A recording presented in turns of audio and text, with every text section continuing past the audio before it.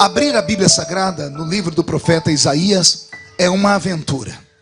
Aqueles que amam a Bíblia, que conhecem um pouco deste livro sagrado, sabem que Isaías é um profeta diferenciado. Ele é conhecido como profeta messiânico, porque é o profeta que mais fala sobre a vinda do Messias. Isaías viveu 700 anos antes de Jesus nascer. Imagine vocês um homem que 700 anos antes de Jesus nascer teve a habilidade e o dom do eterno de enxergar através de uma luneta telescópica, invisível e espiritual a vinda do Messias para o mundo. Isaías, que viveu 700 anos antes de Jesus, parece ter conhecido Jesus pessoalmente. Quem já viu as suas profecias sabe do que eu falo. Ele não apenas profetizou sobre o Messias, ele contou detalhes da intimidade da vida de Jesus. É Isaías quem grita para nós ouvirmos assim: eis que uma virgem conceberá e dará à luz a um filho, e colocarão nele o nome de Emanuel, que significa Deus conosco. É Isaías que revela para nós, 700 anos antes de Jesus nascer, que Jesus teria duas naturezas, uma natureza humana e uma natureza divina. Quando ele recita um versículo que muitos de nós pensamos ser um poema. Todas as vezes que eu cito esse versículo me dá angústia. Pergunte por quê? Só falo se todo mundo perguntar. Porque eu me lembro de quando criança na igreja, toda época de Natal fazia-se jograis. Não tem nada mais chato do que jogral. E eu era o menino mais usado para fazer jogral, porque eu era expansivo. E sempre que fazia um jogral era Marcelo, você está aí? Marcelo Alegria. Vocês sabiam que o nome dele é Alegria? Só olhar para o rosto dele, vocês sabem por quê, né? Nunca vi uma boca que tem tanto dente igual a dele, né? Mas voltando, pense no menino que quando ia fazer o jogral, era jogral a revolta dos astros. E eu era sempre a estrela de Belém. Dava uma raiva. Eles botavam uma estrela na minha cabeça, eu parecia a estátua da liberdade, né? E eu ficava com a roupinha branca e tinha que ficar estendendo os braços e começava a recitar. E eu recitava o versículo de Isaías em forma de poema, mas não era poema, era um texto profético.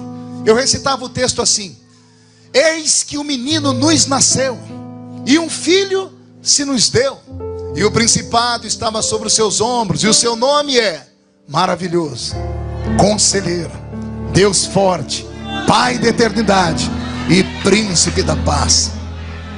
É bonito o texto, né? Mas eu recitava como se fosse um poema, mas não era um poema, era uma revelação profética. Era Deus contando para nós como Jesus seria. Jesus, quando esteve aqui, não foi só homem, e também não foi só Deus. Ele não era meio homem, também não era meio Deus. Ele era 100% homem e era 100% Deus. E nós conseguimos separar esses dois lados dele. Por exemplo, quando ele estava com sede uma vez como homem, ele pediu a uma mulher água, lembra? Mulher samaritana, me dá água para matar a minha sede. Aqui é o homem, porque o homem tem sede. Mas daqui a pouco, quando a mulher nega a água a ele se investe do dom divino dele, Deus, e ele grita com ela dizendo assim: ah, se tu soubesses quem sou eu, você me pediria água, e eu te daria uma água que quem bebe dela nunca mais tem sede. Uma vez ele se cansou tanto como homem que deitou na polpa de um barco, e nem o barco, sendo chacoalhado de um lado para o outro pelas ondas do mar, o fazia acordar. Pedro e João tiveram que ir acordar ele, dizendo: mestre, salva-nos, porque perecemos. Ali está um homem cansado. Mas um outro dia ele olhou para a multidão cansada e deu um grito assim: vinde a mim vós, os que estão cansados e oprimidos, porque eu vos aliviarei. Então eu vejo em Jesus as duas naturezas, a humana e a divina. Mas quem foi o primeiro que falou isso? Foi Isaías, porque ele disse: eis que o menino nos nasceu, o menino nos e um filho se nos deu. Repete comigo esses dois verbos, eu falo e você completa. O menino nasceu e um filho se nos deu. A gente pensa que é a mesma coisa, mas não é. O menino é aquele que nasce da barriga de Maria. Ele é homem, todo homem só é homem porque nasce. Então o menino precisa nascer, mas o filho não nasce. O filho é dado. O menino nasceu da barriga de Maria, mas o filho unigênito de Deus desceu das alturas. E ele mesmo sendo Deus, não teve por usurpação ser igual a Deus. Antes aniquilou a sua forma divina e desceu entre nós e se fez carne. Então veja a beleza que é o livro de Isaías. Faltar-me-ia tempo aqui para contar a vocês os segredos do livro de Isaías, mas deixa eu mexer com a sua mente, com o seu imaginário. A Bíblia protestante, a Bíblia que nós usamos nos nossos cultos, ela tem um número exato de livros. Nossa Bíblia tem quantos livros, igreja? 66 livros. Diga comigo, 66 livros. A nossa Bíblia é um resumo da Bíblia católica. A Bíblia católica tem 7 livros a mais, que nós chamamos de livros apócrifos. São livros escritos num período que nós chamamos de interbíblico, que é a distância que está entre o Velho Testamento e o Novo Testamento. O Velho Testamento e o Novo Testamento estão separados por um período chamado interbíblico, um período de 400 anos, que Deus ficou sem falar com a raça humana, através de profetas, através de manifestação de anjos, através da manifestação da nuvem, a Shekinah, através de Deus em forma do anjo do Senhor. Isso é teofania, né? Deus em forma de anjo se manifestando aos homens. Por um período de Malaquias a Mateus, Deus parece ter desistido da raça humana e não houve mais manifestação divina. Esses livros a mais que estão na Bíblia católica são livros de cunho histórico, mas eles não têm a inspiração que os nossos velhos pais acreditavam, por isso não estão na Bíblia. Então a Bíblia protestante tem 66 livros. Curiosamente, o livro do profeta Isaías tem 66 capítulos. O livro de Isaías é uma mini Bíblia, no seu melhor teor. A nossa Bíblia Sagrada é separada em Velho e Novo Testamento. O Velho Testamento tem 39 livros. O Novo, 27 livros. O livro de Isaías está separado também assim. Os primeiros 39 capítulos têm uma mensagem. Os 27 posteriores capítulos trazem outra mensagem. O Velho Testamento, os 39 livros da Bíblia, primários. Se você torcer eles, não se assuste se pingar sangue. E se você ouvir gritos de ais e uis, porque Deus está revoltado com a raça humana. Mas como que num passe de mágica, no livro do Novo Testamento de Mateus para frente, no 40º livro da Bíblia para frente, o Deus que está virado fica apaixonado. O Deus que espancava o povo agora entra nesta nossa humanidade e começa a dizer assim: eu amo tanto vocês, que eu dou a vocês o meu único filho, para que ele morra, para que dê salvação ao coração de vocês.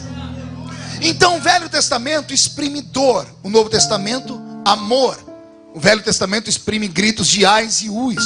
O Novo Testamento exprime paixão e esperança.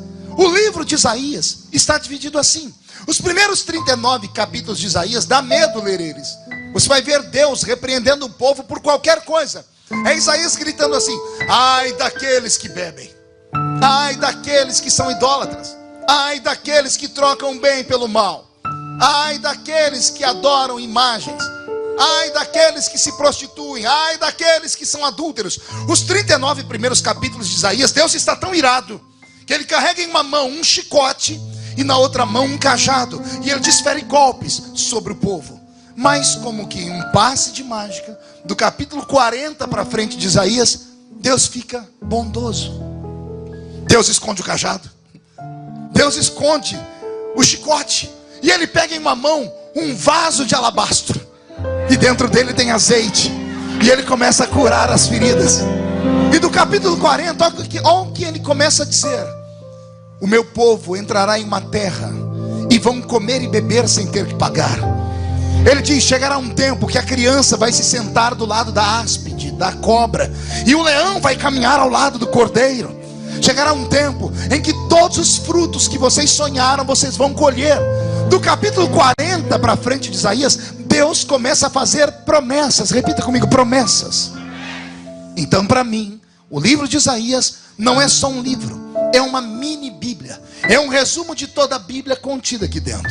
O capítulo 43 é um dos capítulos que mais marcam a minha vida, porque ele começa exatamente com uma promessa. Na verdade, duas promessas. Uma promessa que qualquer pessoa aceita. Uma outra promessa, só gente que é meio destrambelhado aceita.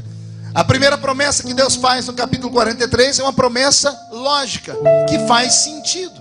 A segunda é uma promessa que não faz sentido nenhum. A primeira promessa que Deus faz no capítulo 43, qualquer um é capaz de acreditar sem ter que pedir ajuda para os universitários. A segunda promessa, até aqueles que são universitários erguem a cabeça e ficam perguntando: será? Vou relembrar as promessas. Olha o que Deus diz a Isaías no capítulo 43. Isaías: eu tenho um povo, não são dois, não são três. Eu tenho um povo. Só que esse povo não é unânime. Esse povo é dividido em dois grupos. Um grupo feito de pessoas crédulas e outro grupo feito de pessoas incrédulas. Os dois grupos são meus e eu os respeito. Mas quando vou falar com eles, eu falo aquilo que cada um pode ouvir. Para aqueles que acreditam com facilidade, eu grito assim: se passar pelas águas, elas não te afogam. Se passares pelos rios, eles não te submergem. Agora olha a outra promessa: e se passar pelo fogo, ele não te queima. Você percebeu que a segunda promessa foi mais difícil de arrancar, glória a Deus, da igreja? A primeira parte é uma promessa simples. Eu chamo de promessa racional. É Deus dizendo assim: Isaías, fale para o meu povo que quando eu faço promessa para a alma deles. E eu só faço promessas de acordo com aquilo que eles acreditam. Quando Deus promete: se passar pelas águas elas não te afogam, Deus está falando sobre uma promessa comum. Uma promessa que qualquer pessoa que vem ao culto ouve e não questiona, diz: faz sentido, isso é racional. Pergunte por quê? Porque todo ser humano, quando passa por essa vida, ele vai experimentar a tragédia que nós chamamos de afogamento ou pré-afogamento. Quer ver? Quem aqui dentro dessa linda igreja já se afogou uma vez na vida? Levante a mão para eu ver. E os que não levantaram são tudo hipócrita. Estão com medo do pastor saber que você foi na piscina, na praia, no rio, em Miguelópolis. Eu estou sabendo. Mas a gente não se afoga só quando vai para a beira da piscina. A gente se afoga às vezes bebendo um copo d'água. Alguém já tomou um copo d'água e a água entrou por onde não devia? A nossa sorte é que a gente tem esse nariz aqui, porque a água saiu por ali. Então todos nós passamos por essa experiência, quer seja criança, adulto ou velho. Vou perguntar de novo: quem aqui já quase afogou? Levante a mão para eu ver. Ó, como melhorou. Então quando Deus fala: se passar pelas águas elas não te afogam, era como Deus dizendo assim para mim e para você: você viu como eu já cumpri na sua vida essa promessa? Você quase se afogou, mas está vivo. Você quase se afogou, mas você está vivo. Mas Deus não está falando isso literalmente. Deus está dizendo assim, mais ou menos isso: o pastor Wallace está no culto inspirado e de repente ele resolve profetizar. Ele diz assim: ninguém vai sair sozinho deste culto hoje. Todos os que vieram voltarão para casa escoltados pelo anjo do Senhor, porque o anjo do Senhor acampa ao redor daquele que o teme e o livra do mal. Por que você gritou? Pergunta para o seu irmão se ele sabe. Por que você gritou? Vou explicar. Muitas vezes agimos inconscientes. Muitas vezes quando o nosso subconsciente é ativado, nem sempre o nosso consciente está preparado, mas o nosso corpo reverbera.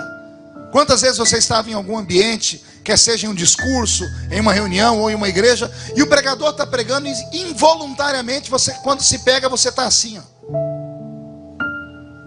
Mas você não programou mexer a cabeça. E quando você ouve alguma coisa ruim também você faz assim, ó. É inconsciente. Porque é isso. Tudo que você ouve, a palavra entra no seu ouvido e vai para o seu cérebro. Aqui no cocoruto nós temos um aparelhinho chamado cerebelo. O cerebelo é o HD do corpo humano. Nele estão estabelecidas todas as nossas memórias antigas, até aquelas das quais você não consegue mais se lembrar. Todas as vezes que o seu ouvido ouve esta palavra, o seu cérebro filtra, ele manda para o cerebelo, e isso em fração de segundos. Às vezes você nem sabe o que está fazendo. É como se o seu cerebelo dissesse ao seu espírito: pode acreditar no que ele está falando, porque isso aí já aconteceu. Você automaticamente, sem saber, se lembrou do testemunho daquela irmã ou daquele irmão que estavam andando pelo meio da rua e o acidente quase os levou. Mas nós sabemos que na vida do crente não tem coincidência, é cristocidência. Foi o anjo do Senhor que livrou. Então quando o pastor diz: o anjo do Senhor acampará ao seu redor, você dá glória a Deus, porque você sabe que isso já aconteceu na vida de alguém, e se Deus fez na vida dos outros, pode fazer na sua também. Outro exemplo de promessa simples, pastor Wallace: Você está no culto, o pastor Wallace está daquele jeito, está virado no espírito. E ele diz assim: assim diz o Senhor, antes do ano terminar, o senhor e a senhora estarão felizes, porque o Senhor vai entrar com providência na sua casa. Crê no Senhor Jesus e será salvo tu e a tua casa. Porque você gritou? Você não gritou só porque a palavra é bonita. É porque a minha voz entrou no seu ouvido, o seu cérebro filtrou, mandou para o seu HD. O seu HD aqui, o seu cerebelo, ativou as memórias. E ele te fez lembrar que Jesus salvou o filho daquela irmã. Jesus salvou o marido daquela irmã, salvou o filho daquele homem. E aí o Espírito disse a você: pode acreditar nisso, porque já aconteceu um dia e a sua família será a próxima. Passar pelas águas para mim é uma promessa simples. Agora respire fundo.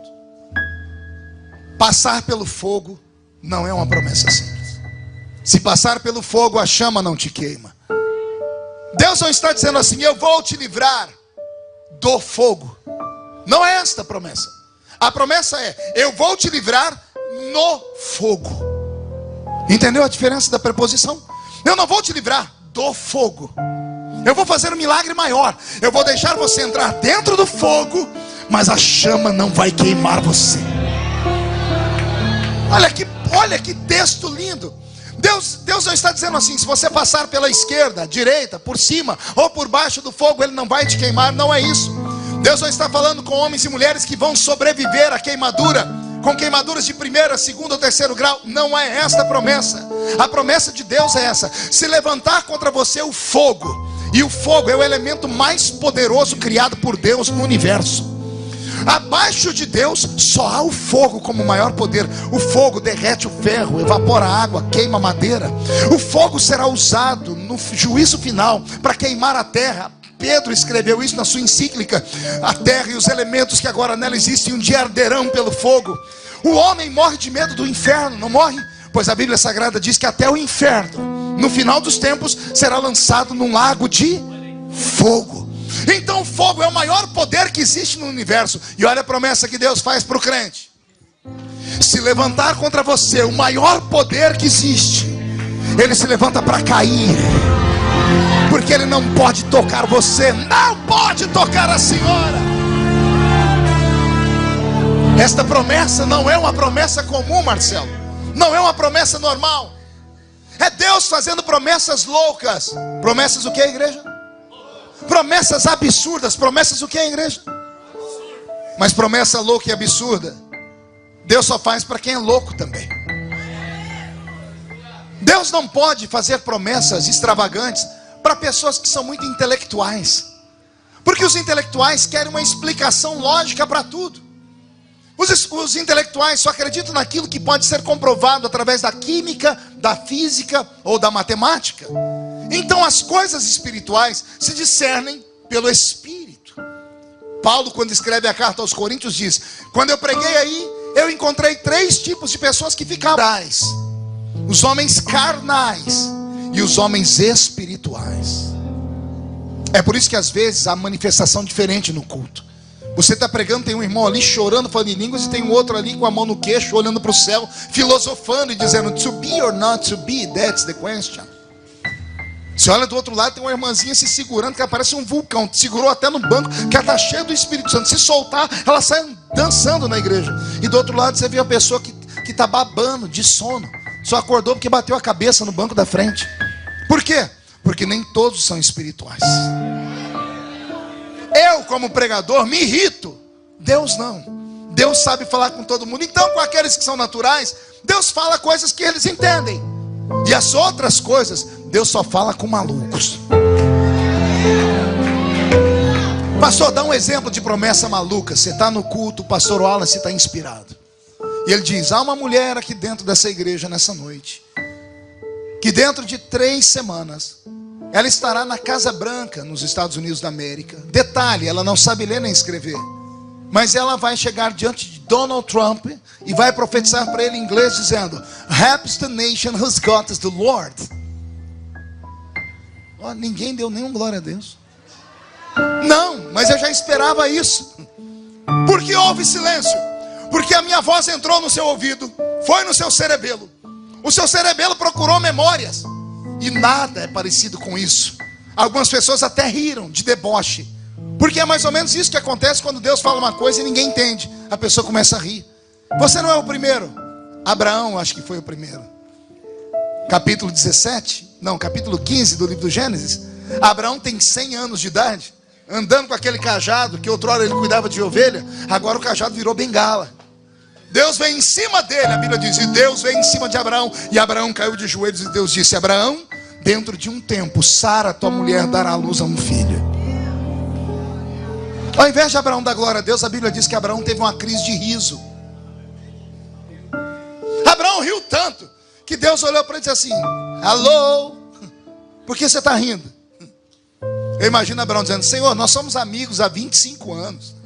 Quando o Senhor prometeu a primeira vez, eu ainda era um jovenzinho de 75 anos. Eu era um homem bonitão. Agora eu tenho 100. E o que é que tem isso a ver, Abraão? Senhor, com licença, dá uma olhadinha aqui no garoto. O senhor acha que eu consigo ter um filho? Meus únicos amigos são artrite, artrose, osteoporose, reumatismo, catarata, cegueira, diabetes, flacidez, impotência. E o senhor acha que eu estou feio? Vai ver a minha namorada lá em casa. Senhor, pergunta para mim qual a idade da minha namorada. Qual a idade da sua namorada, Abraão? Sara está com 90 anos. Como é que eu e minha mulher, Senhor, podemos ter filho? Por que você acha que o nome de Isaac é riso? Isaac significa riso. Porque tanto Abraão quanto Sara, quando ouviram a promessa, caíram na gargalhada. Porque era impossível. Porque era uma promessa louca. Por isso que quando eu falei essa promessa, todo mundo riu. Porque é algo que é humanamente impossível. Pastor Wallace está no culto, inspirado.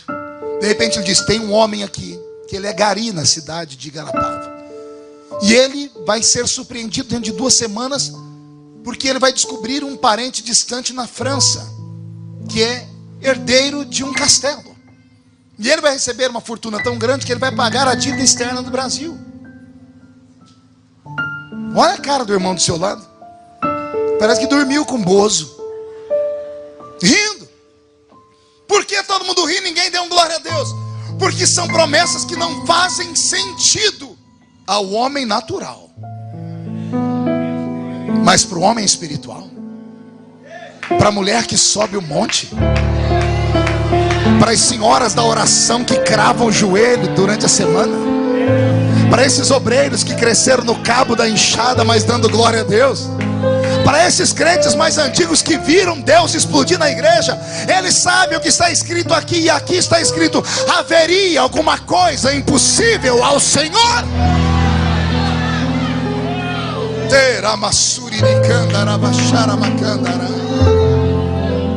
Pois bem, com todo respeito aos intelectuais, aos ricos e importantes membros dessa igreja, eu vim hoje pregar só para os loucos. Eu vim pregar só para aqueles crentes que te irritam durante o culto, que você ora: Deus, cala a boca daquele homem. Se o Senhor põe uma trava na boca daquela mulher. Para aquele crente que parece estar sentado num formigueiro, que de vez em quando ele fica em pé, levanta a mão para cima. Eu vim pregar para essa raça de loucos essa noite. Esta noite. Porque Deus só faz promessa louca para quem é louco também. Eu era garoto, oh meu Deus, e andava nas ruas de Orlândia, aqui pertinho, empurrando a minha bicicleta Barra Forte. Eu ia evangelizar, eu e um amigo meu chamado Marcos Belisário, que hoje é pastor na cidade de Mococa. E a gente ia entregando os folhetos. De repente passava um avião das 3, domingo à tarde. Quando o avião passava, um dia eu olhei e falei: eita, que o dia eu vou estar lá dentro, ó.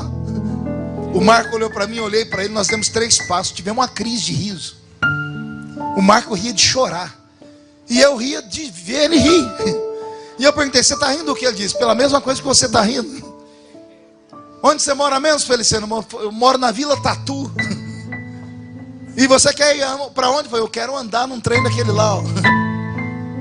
E a gente ria porque a vida não tinha nenhuma prospecção para aquilo. Como é que um menino pobre, criado numa Vila Tatu, podia um dia andar de avião.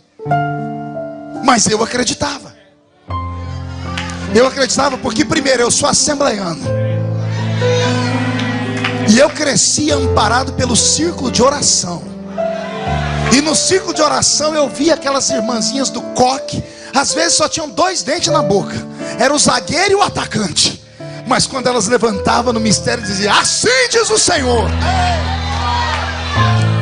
Deus me trouxe nessa noite só para te lembrar, crente, de que Ele, quando fala, cumpre. Passe o tempo que pastar, custe o que custar, doa quem doer. Cada palavra que Deus disse ao seu respeito vai se cumprir. Creiam os homens ou não creiam os homens.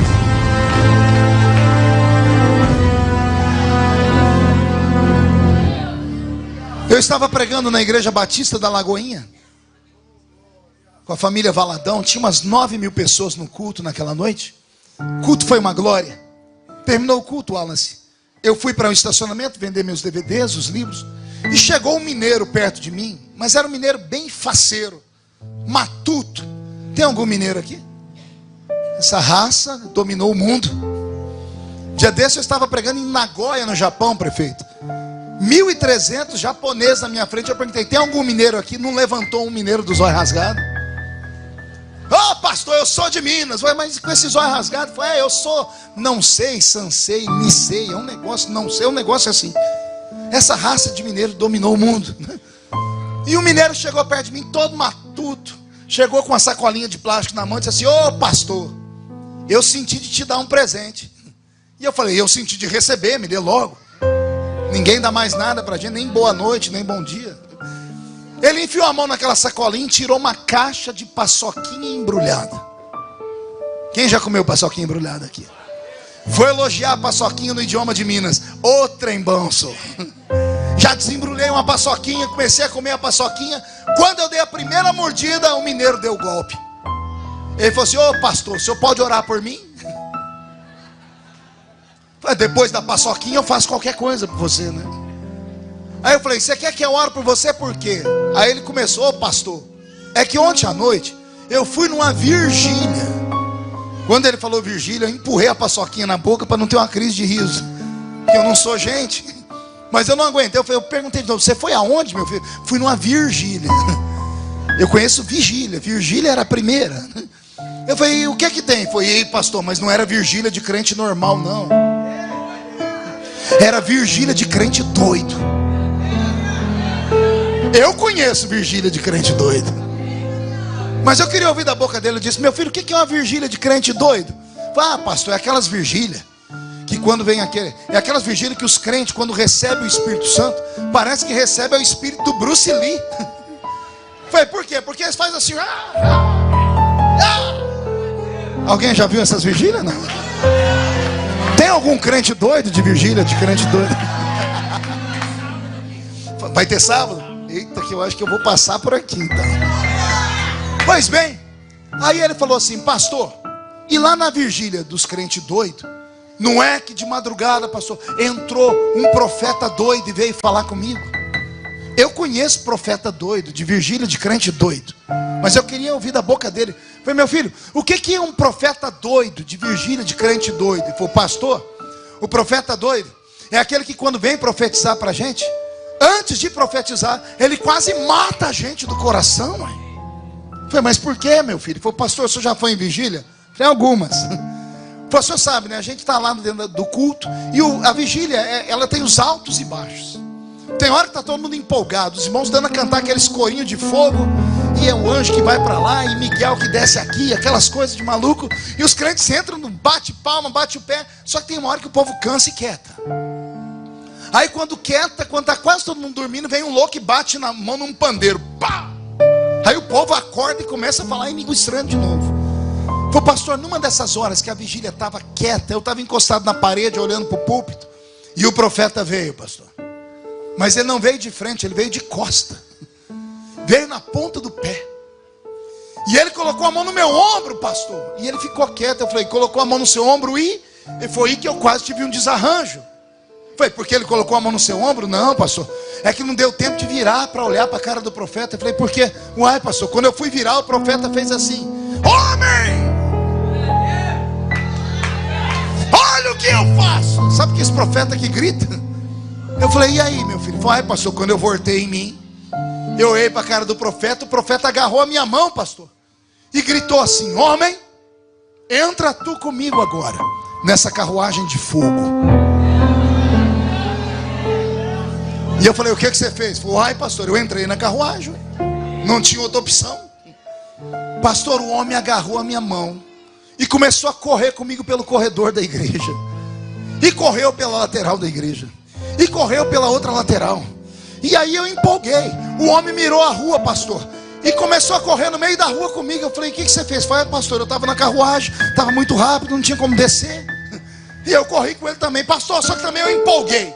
O homem começou a falar em línguas e eu falava em línguas também. E foi aquela glória. Até que ele voltou para a igreja, pastor, mirou a entrada e saiu correndo no corredor da igreja. Quando estava no meio da igreja, ele me empurrou. E eu saí catando cavaco pelo chão. Ele falou que ele parou, ele olhou para trás para ver o que deu no profeta. Ele disse que o profeta estava com a mão na cintura e a outra mão ele estava assim. E ele disse que a cabeça do profeta fazia assim. Ele disse que ele olhou o profeta com aquela cara feia. E o profeta disse assim: homem, olha o que eu faço. Eu te tomo pela mão direita e eu te levo por ali. Eu te levo por ali. Eu te levo por lá. Eu te tiro daqui e eu te levo pelo mundo. E no futuro eu te trago de volta. Agora contempla na sua frente a rampa do Palácio do Planalto, porque um dia eu te colocarei entre os príncipes e reis da terra. Eu amo a criatividade profética. Eu amo essas coisas de maluco que as pessoas já não acreditam mais. Eu esperava que aquele mineiro, depois que contasse esse testemunho, começasse a dar glória a Deus. Mas ele foi uma crise de riso. Ele ria tanto que a barriga dele balançava. Eu enfiei a minha mão no meu paletó, peguei um cartão de visita, anotei o número do meu celular, estiquei para dar para ele. Ele parou de rir, agarrou o cartão e disse: ô pastor, o que é isso? Eu disse: esse é o número do meu celular particular. E ele: nossa, eu vou ter seu número. Eu disse: vai. E ele falou: para quê, pastor? Eu disse: para quando você subir a rampa do palácio, lembra de mim quando entrar no seu reino, quando você for grande. E quando eu falei isso, eu esperava que ele desse um glória a Deus como vocês deram, mas ele não fez isso. Ele abaixou a cabeça. E quando ele levantou a cabeça, o olho dele estava cheio de lágrima. E ele falou comigo com a voz embargada. Ele disse: pastor, o senhor acredita mesmo nisso? E eu falei: por que não acreditaria? Pô, pastor, eu não sei ler, eu não sei escrever. O senhor está vendo esse doce que eu te dei? Eu vendo isso nas esquinas de Belo Horizonte, no semáforo. Quando o semáforo fecha, eu saio colocando doce nos retrovisores do carro. E a bondade das pessoas é que faz eu levar comida para minha casa. Eu moro numa casa tão pequena, pastor, que a porta da frente não tem fechadura, é escorada com uma cadeira de fórmica. Só os crentes velhos como eu sabem que é fórmica. Falei: pastor, como é que um homem pobre, analfabeto, pode um dia subir a rampa do palácio ou viajar o mundo? Eu estava cansado naquele dia. E a gente, quando está cansado, a gente não desliga do espírito, né? Eu olhei para a cara dele e quis concordar com o que ele falou, porque o que ele falou fazia sentido, era lógico. Quando eu fui dizer para ele amém, o Senhor travou os meus lábios. E aconteceu um fenômeno comigo que só quem é espiritual é capaz de acreditar. Deus arrebatou os meus sentidos. Não sei se você acredita nisso. O meu corpo estava lá no mesmo lugar, mas a minha mente não. Tudo desapareceu da minha frente. De repente eu me vi num ambiente escuro e claro ao mesmo tempo, um ambiente grande e pequeno ao mesmo tempo. Eu não sei explicar para vocês o que era. Eu sei que na minha frente uma construção começou a sair do chão. Já viu quando aquelas câmeras de TV passam rápido? Uma construção vai sendo levantada bem rápido. E eu vi um edifício nascer do chão. E eu fui olhando a construção dele muito rápido. Quando eu olhei no topo do edifício, tinha um letreiro escrito Hilton Hotel. E eu olhei o que devia ser o 8º andar. Tinha um homem de terno olhando para baixo, só que eu não vi o rosto dele. De repente eu não estava mais embaixo, eu estava atrás do homem. Tudo que o homem via, eu via também. Ele olhou à direita do prédio e eu vi o estádio de Wembley. E eu me entendi que eu estava na Inglaterra. E quando eu vi aquilo, uma voz gritou: se lembra, meu filho? E antes que eu respondesse, o prédio se desconstruiu. Eu vi aquele homem de terno cair e eu fui caindo com ele. Quando ele bateu os pés no chão, já não era mais um homem, era um adolescente. E ele não estava mais de terno. Ele estava usando uma roupa de pau de arara, uma roupa de boia fria, uma roupa de quem trabalha na lavoura. Mas a rigor, com chapéu de palha na cabeça, com meias no dedo, na mão, deixando só os dedos aparentes, uma mochila nas costas, e dentro tinha um facão de cortar cana, e na outra mão uma marmita, e ele estava subindo na traseira de um caminhão de pau de arara. Eu não vi o rosto, e a voz gritou comigo: se lembra, meu filho? E antes de eu responder, o caminhão desapareceu, e aquele homem caiu no chão. Só que agora não era mais um adolescente, era um menino, descalço, um shortzinho rasgado, sem camisa, com uma caixa de engraxar sapato nas costas. E o menino ficou de frente para mim. E o Senhor disse para mim: e agora?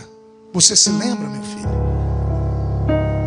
E eu comecei a chorar, porque era eu. Deus me fez lembrar da minha história. Só que ele começou de trás para frente. Primeiro ele me fez lembrar que todos os anos eu prego na Inglaterra. Todos os anos eu me hospedo naquele hotel, no Hotel Hilton, um dos hotéis mais famosos do mundo. O Senhor me fez lembrar que eu já fui cortador de cana, que eu já apanhei laranja, algodão e café, e que antes de trabalhar no corte de cana, eu ganhei uma caixinha de engraxar sapato. E eu engraxava sapato nas ruas de Orlândia. E o Senhor disse para mim: meu filho, se eu fiz na sua vida, por que não posso fazer na dele?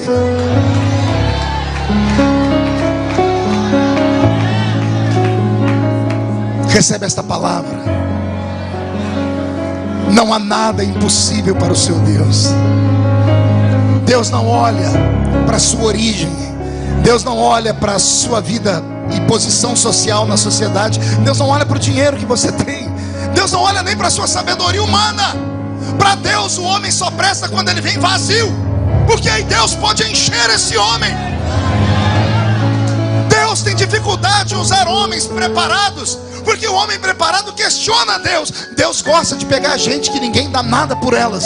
Deus vai onde ninguém vai, e Deus pode fazer na sua vida o que Ele nunca fez na vida de ninguém.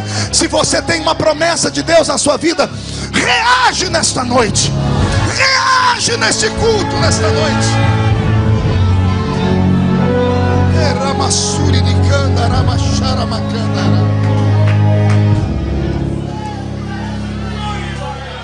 Quem assistiu meu Facebook essa semana, quem me segue no Facebook, deve ter visto um vídeo que eu postei. Eu andando nas ruas de Manhattan.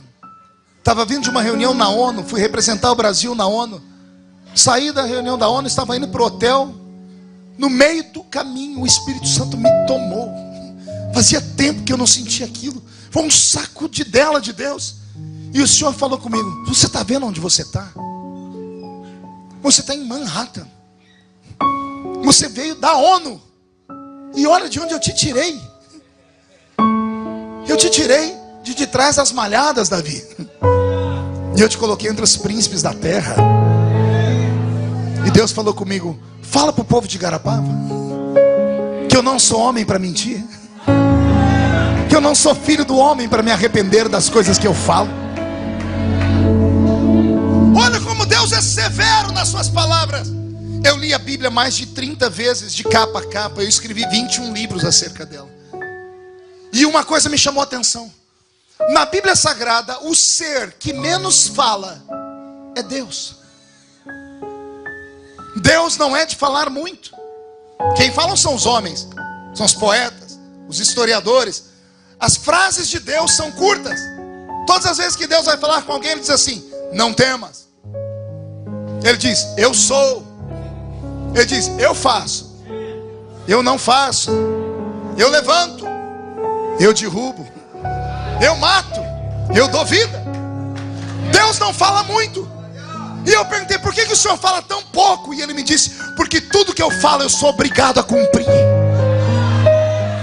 O homem promete sentado e não cumpre em pé. Quantos de nós somos frustrados com promessas que foram feitas e não foram cumpridas? Casamentos destruídos por pessoas que disseram: eu vou ser fiel a você até a morte, e te deram um chute. O patrão disse: se é fiel nisso eu vou te levar, e ele não te levou, botou uma outra pessoa no seu lugar. Quantas pessoas fazem promessa e não cumprem? Deus não é assim. Deus fala pouco, porque tudo que Ele fala, Ele é obrigado a cumprir. Não é que Ele é obrigado porque Ele seja forçado, não. É porque o caráter dEle não deixa Ele mentir. E agora tem uma coisa, Ele me disse: eu não sou de falar, mas quando eu falo... E você não entendeu, eu vou repetir. Deus me trouxe hoje aqui, tendo 1 milhão de mensagens. Olha o que Deus me manda pregar: que Ele cumpra as promessas. É a maneira dEle dizer: conte os dias. Conte os dias. Esse será o melhor Natal da sua vida. Será a melhor passagem de ano que você já teve na sua vida. Você no final do ano vai se lembrar desta pregação, vai estar sentado ao redor de uma mesa farta na ceia, vai ver a família salva, a família com saúde, prosperidade, e você vai agarrar um copo de Coca-Cola, porque crente não bebe cachaça, e você vai dizer: aquele pregador tinha razão, eu e a minha casa servimos ao Senhor.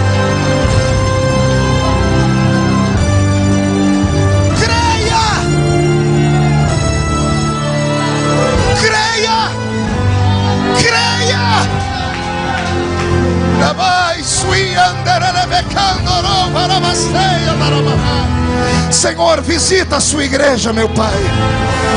Visita agora. Onde houver um crente batizado com o Espírito Santo, renova ele agora, meu Senhor.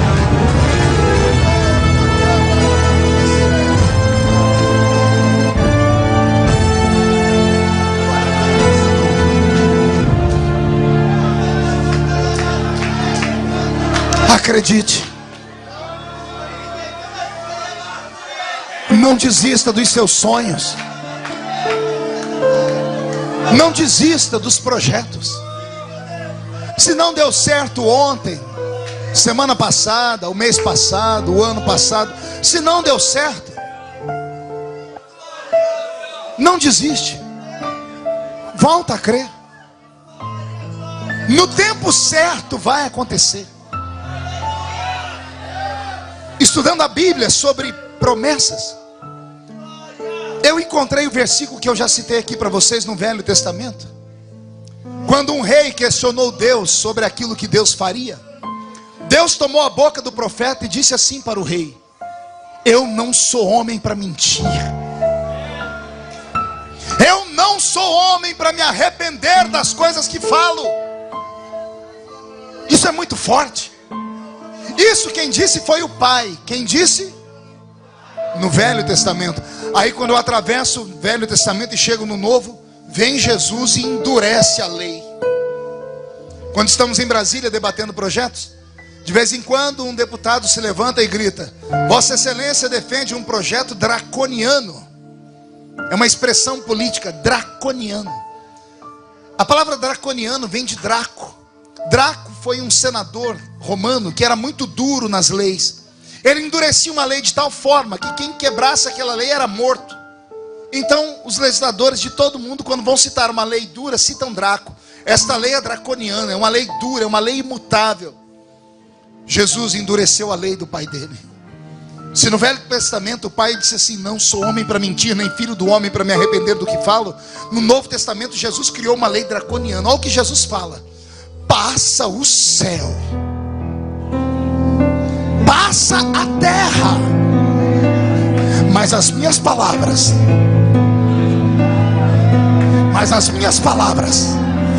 elas não passam jamais. Jamais. Eu tenho vivido uma vida de cumprimento de promessas.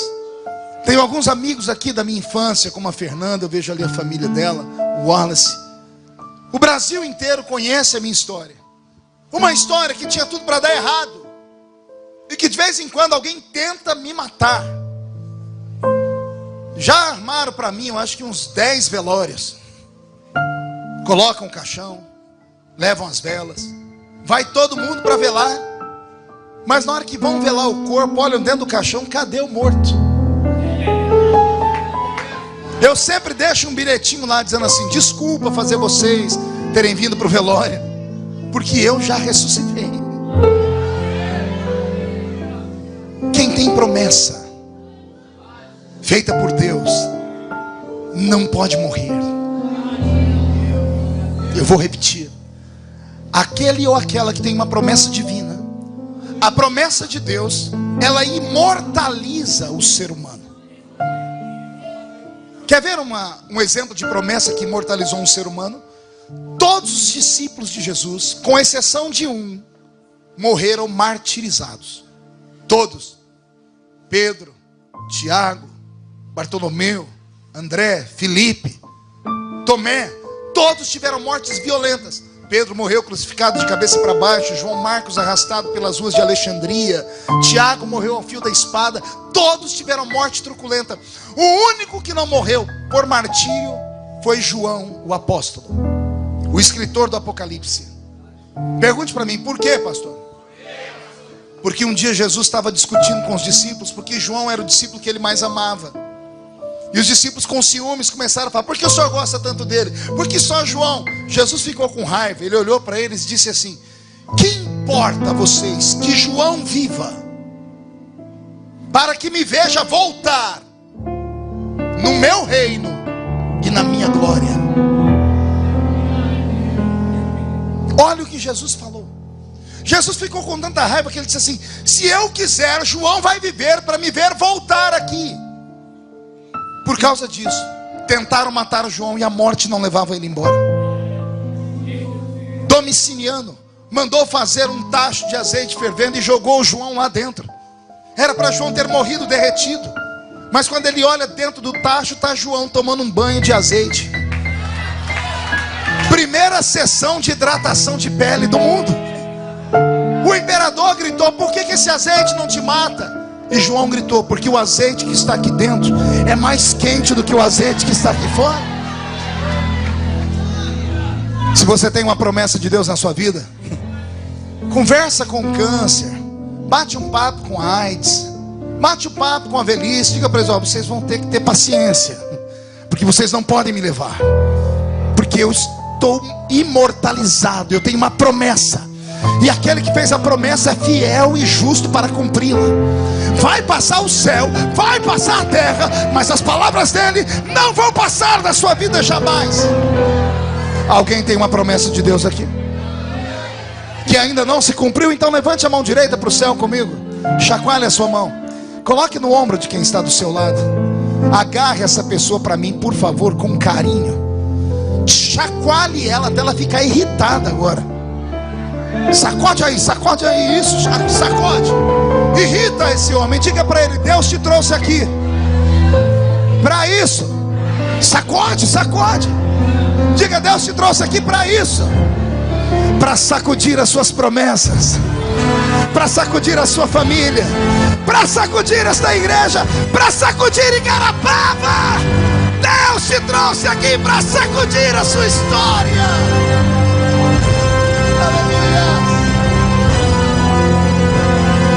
Oh, glória. Não desista. O que acontece conosco é que todas as vezes que ouvimos uma promessa, nós estabelecemos o seguinte padrão: Deus fez a promessa hoje, ela vai se cumprir amanhã. Quando não, a gente diz assim: Deus falou, vai se cumprir, o caminho vai ser aberto até ele cumprir. E não é isso que acontece. Toda vez que Deus faz uma promessa para alguém, Deus complica a vida da pessoa. Entendeu? Vou falar de novo. Todas as vezes que Deus abre a boca para falar: vou te usar, ele, ao invés de te ajudar, ele te atrapalha. Pergunte por quê? Porque o diabo escuta. Você sabia que de vez em quando Deus abre o céu? Acho que ele fica entediado no trono dele. Ele diz: não, hoje eu cansei de ficar no trono, eu quero olhar pela janela do céu. Aí ele olha para a terra, até que o olhar dele acha um ser humano. E ele fica olhando para esse ser humano. E ele ama esse ser humano. Pastor, o senhor é louco? Não, está na Bíblia. Deus um dia estava olhando nessa janela, o diabo viu. E Deus olhou para ele e disse: você viu o meu servo Jó? Homem valente, homem santo, temente, se desvia do mal. Foi Deus elogiar Jó, o diabo começou com a inveja dele também. O Senhor deu tudo para ele. Tira tudo que ele tem para o Senhor ver. Todas as vezes que Deus faz uma promessa da vida de alguém, a vida dessa pessoa é complicada, porque o inferno vem inteiro contra ela. Primeiro Deus complica a vida da pessoa. Aí depois, quando a pessoa está no limite, quando ela diz assim, não aguento mais, vem Deus e descomplica. Mas Deus descomplica de um jeito tão simples, que você fala, meu Deus, eu estava morrendo por causa dessa porcaria, e era tão simples resolver assim. Aí quando ele descomplica, aí ele te chama para uma conversa e diz assim, olha, agora eu vou te explicar porque eu tinha complicado. Conseguiu marcar aí? Primeiro Deus complica, depois ele descomplica, e aí ele explica porque ele complicou. Vou dar um exemplo bíblico. Moisés conhecia o Egito como a palma da mão dele. Aí Deus tira Israel do Egito e põe Moisés na frente. E Moisés está guiando o povo. Aí Deus olha para Moisés e diz, Moisés, sim senhor, você vai guiar o meu povo, né? Sim senhor, então você não vai pelo seu GPS, vai pelo meu. Como assim, senhor? Segue a nuvem. E Moisés seguiu a nuvem. Seguiu transtornado. Pergunte por quê? Porque ele sabia que o caminho estava errado. E a nuvem foi guiando, até que a nuvem levou o povo de Israel para a frente do Mar Vermelho. Deus complicou a vida dele. Tanto que quando ele viu o Mar Vermelho, ele caiu de joelhos e começou a chorar. Deus abriu o céu e disse assim, Moisés, por que clamas a mim? Porventura Deus não sabe de tudo? Então a pergunta que Deus faz não é porque Deus não sabe, é porque Moisés é que não sabe. Por que clamas a mim, se eu já te dei autoridade? O que você tem na mão? Eu tenho um pedaço de madeira. Moisés, na mão de qualquer um é madeira, na sua mão é arma. Usa o que eu te dei. Toca nas águas. Quando Moisés tocou nas águas, o que aconteceu com o mar? Primeiro Deus complica. Quando ele acha que vai morrer, vem Deus e descomplica. Quando Deus descomplicou, Moisés e o povo correram, chegaram do outro lado. Foi a madrugada inteira atravessando o mar. Quando chegaram do outro lado, ao invés de correr, Deus disse, Moisés, segura o povo aí. Por quê, Senhor? Manda o povo olhar para trás. Contempla o seu inimigo pela última vez. Olha o que Deus faz. Ele complica a vida do ser humano. Depois ele descomplica. E aí ele explica porque complicou. E Deus diz para Moisés, se eu não te trago para cá, eles iriam te perseguir até a sua 3ª e 4ª geração. Só tinha uma maneira de matar os seus inimigos de uma vez só. Era complicando a sua vida. Agora eu descompliquei e matei o povo. Agora, Moisés, leva o povo que eu te dei para a terra prometida e vive em paz. Se você está passando por um problema muito grave na sua vida ou no seu ministério, não me peça oração. Antigamente, quando alguém me chamava, pedia oração e me contava as histórias, eu chorava junto com as pessoas. Hoje, quando me conta um problema, eu começo a rir na cara da pessoa. E a pessoa diz, o senhor é sádico? Gosta de ver os outros sofrer? Eu digo, não, é porque eu sei onde vai dar essa história. Eu já passei por essa faculdade. Eu já estive sentado onde você está sentado. Eu já experimentei o que você está experimentando. Todas as vezes que Deus deixa o inimigo tocar na sua vida, é porque Ele quer te dar em dobro aquilo que você tem. Na vida do crente, tudo que acontece, ou é porque Deus manda, ou é porque Deus permite. Anote isso e a sua vida vai ser melhor depois de hoje. Tudo que acontece na sua vida, ou Deus mandou, ou Deus permitiu. Nada foge disso. Por isso diz a Bíblia, todas as coisas concorrem para o bem daqueles que amam a Deus. Até o seu inimigo não sabe que é seu amigo. O seu inimigo pensa que te atrapalha, mas ele só te ajuda. Pastor, o senhor é maluco? Não, é só conhecer a Bíblia. O dia que você chegar no céu e encontrar Davi lá, fala mal de Golias para Davi, para você ver o cascudo que você vai levar na cabeça. E ele vai dizer assim para você: para de falar mal de Golias, porque se não fosse ele eu não tinha chegado onde eu cheguei. As irmãs que estão aqui, quem já ouviu falar de Penina, a segunda mulher de Eucana, a concorrente de Ana? Eu acho que eu sou o único pregador do mundo, Wallace, que defendo Penina. Todo mundo espanca Penina. Penina é isso, Penina é aquilo, Penina era invejosa, Penina atormentou Ana, Penina falou isso de Ana. Eu sou o único que defendo Penina. Sem Penina, Ana não chora.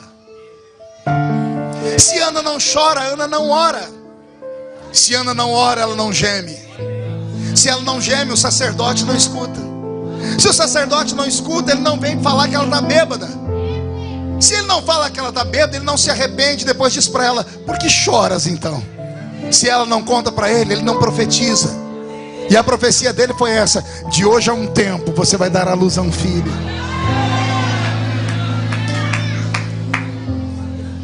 Se ele não profetiza, Samuel não nasce. Se não nasce Samuel, quem é que vai ungir Saul e Davi como rei? Você está entendendo? Os seus inimigos são seus amigos, só que eles não sabem disso. Lembra eles hoje. Vai para o Facebook, põe lá: muito obrigado por você que me persegue. Continua. Muito obrigado por você que fala mal de mim. Continua. O que seria de mim sem aquela perseguição em 2013? O que seria de mim sem os gays do Brasil inteiro falando mal de mim? Eu não tinha sido o terceiro deputado mais votado da história do Brasil. E futuramente, quem sabe, o presidente da República.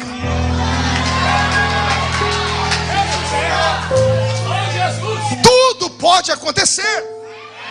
Eu sirvo a um Deus que sustenta o universo pela força do seu poder, e pelo poder da sua palavra traz à existência aquilo que não existe. E Ele me mandou aqui em Garapava só para te dizer: vá em paz para sua casa essa noite, porque esta semana será uma semana de surpresas. Deus vai interferir na sua vida. Alguém acredita em milagre? Então diga para o seu irmão: aguenta. Desiste não. Vai passar. Toda promessa passa pelo teste do tempo. E é aqui que a gente se acaba. A gente não tem paciência de aguardar. A gente quer trocar os pés pelas mãos. Calma. Está tudo como tinha que estar. Está tudo dentro dos conformes. Aquilo que para você é uma loucura, para Deus é a sabedoria. Eu só tenho certeza de uma coisa: se a pessoa que está do seu lado tivesse juízo, ela ia dar um jeito de ser sua amiga íntima depois dessa noite. Ela ia pegar o seu número de WhatsApp, ia fazer amizade com você no Facebook, porque para falar com essa criatura agora tá fácil, porque ela está aqui. Mas daqui a alguns meses, quando Deus cumprir as promessas, para falar com a pessoa, você vai ter que falar com o secretário do secretário do secretário. Vai ter que ligar num programa de televisão para assistir. Vai ter que ir lá no lançamento do livro, do CD.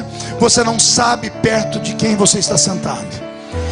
Eu não vim aqui pregar para um grupo de pessoas que não tem o que fazer nesse domingo.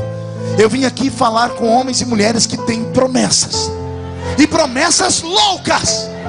Porque o meu Deus vai cumprir cada uma dessas promessas. Se passares pelas águas, elas não te afogam. E se passares pelo fogo, ele não te queima. Porque eu sou o Senhor teu Deus, o Santo de Israel, o teu Salvador. E só quem crê nisso diga: eu creio. Fique de pé, por gentileza. Eu estou com meu corpo arrepiado. Faz muito tempo que eu não sinto o que eu estou sentindo aqui nesse lugar. Eu não atrasei para vir, irmã Fernanda. Vim no dia certo. Deus me trouxe hoje porque sabia que você ia estar aqui. Esta pregação é resposta das suas orações. E eu só vou te fazer um pedido: lembra de mim quando você entrar no seu reino. Quando você for grande, importante, rico, lembra de mim. Dá esse testemunho e estimule outras pessoas a acreditarem. Porque é isso que faz a diferença entre um ser humano e outro. Aquele que acredita, dá um jeito. Aquele que não acredita, sempre dará uma desculpa. Eu vou pedir que você incline a sua cabeça.